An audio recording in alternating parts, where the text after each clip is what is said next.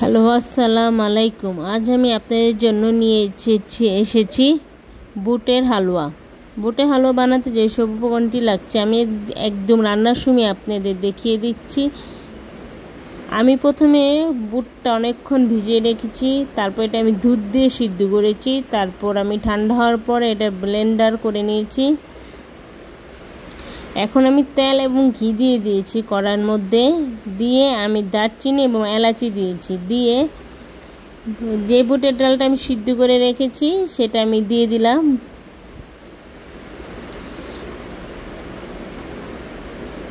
বুটের হালুয়াতে ঘিয়ের পরিমাণটা অনেক বেশি লাগে, ঘি এবং তেল দুইটাই অনেক লাগে, না হলে খেতে ভালো লাগে না। মিষ্টিটা আপনাদের পরিমাণ মতন বুঝিয়ে দিবেন।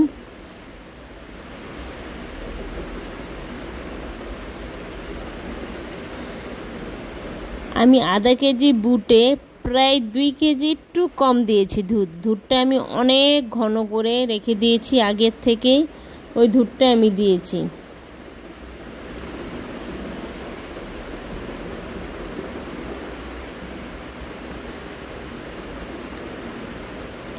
এখন আমি চিনি দিচ্ছি।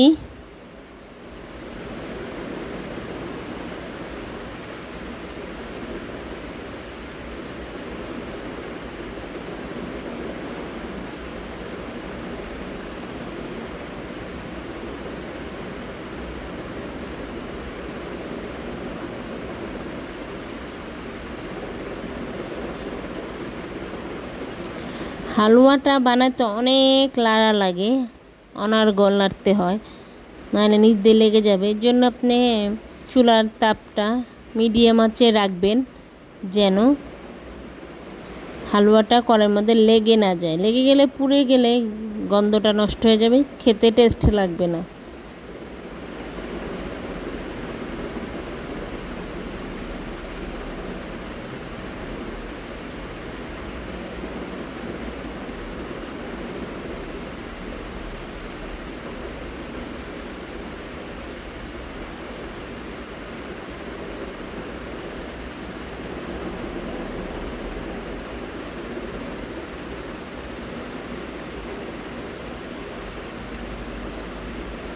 আমি যে দুধটা ঘন করে রেখেছি দেখেছেন, দেখে বোঝা যাচ্ছে দুধটা কতটা ঘন।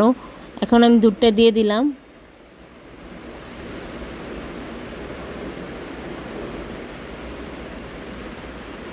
আমি ব্লেন্ড করার সময় দুধ দিয়েছি, সিদ্ধ করার সময় দুধ দিয়েছি, ঘন দুধ। এখন আমি হালকা গুঁড়া দুধও দিয়ে দিয়েছি, তাহলে গ্রানটা সুন্দর হয়। ঘিটা অনেক দিতে হয়, তার হালুয়াটা যদি ঘিয়ের গ্রানটা না আসে তাহলে খেতে ভালো লাগে না।